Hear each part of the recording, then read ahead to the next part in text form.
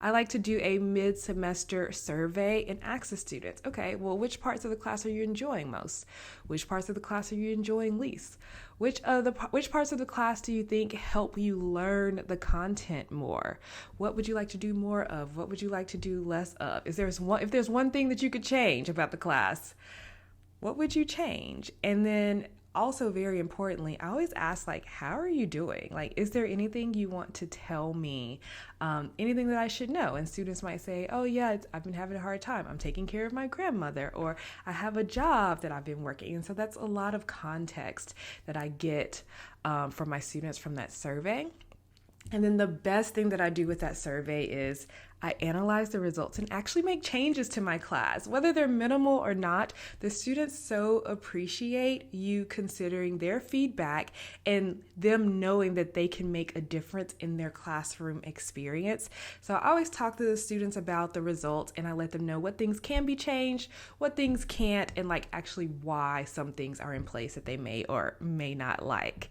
And I found that not all professors are doing this. Not all college instructors are surveying their students in the middle of the semester to get like a pulse check or a vibe check, or like have an excuse to change things around in the class. And I think it's really, really important. I actually got a message from someone on Instagram when I was talking about mid-semester surveys, and I was like, I'm writing my next mid-semester survey. Do you implement those in your semester? And someone said, yes, only because you mentioned it and you told me about it. And I was like, how did you feel about it? She was like, it's so good. It's such a great strategy. And so I wanted to share that I will be hosting a workshop in March, which should be about the middle of the semester for you, all about mid-semester surveys. And so basically I'll walk through the strategy of implementing a mid-semester survey and how to analyze the results of the mid-semester survey, as well as how to identify which things can be changed in your class and how to implement those changes. And so not only will we talk about all the things surrounding the mid-semester survey, I will also give you templates. So all the emails I send to my students with the language that I use around mid-semester surveys will look at my own personal mid-semester surveys as well as the responses and talk about how to analyze them. And I will share like which things I actually change in my classes. And so you'll get those email scripts, you'll get like a script to say like live in your classes, as well as templates for and questions for the actual survey. So if you head to my website, drtoyanali.com/mid-semester, you will find how to join that live workshop. And there will be a recording. So if you can't make it that day, I would recommend still signing up. I will send the recording as well as all of the resources. And if you are unsure if this is for you, I would say it's for you if you don't quite love how the semester is going. Having a mid-semester survey and then making changes after is a great way to kind of get a redo on the semester and get a fresh start without looking incompetent or unorganized in front of your students.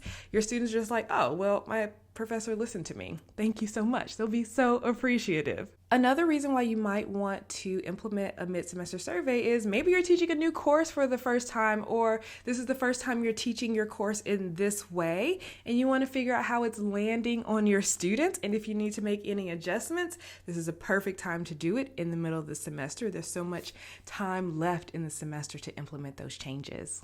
Also, if you've been teaching for a very long time, like more than 5 or 10 years, and you're really realizing that the students you're teaching now are quite different than the students that you have been teaching 5 or 10 years ago, and you're not sure what's working well for them, it's a great opportunity. Take some time, get their feedback through this survey, and then make updates and just get more understanding of who this group of students are. And then finally, a more self-serving reason you might want to attend this live workshop is to improve your end of semester course evaluations.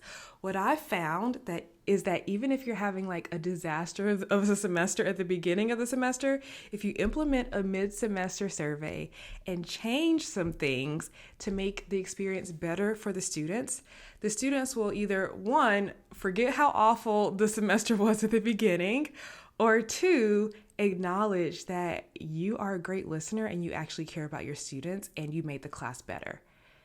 And that results in more positive course evaluation. So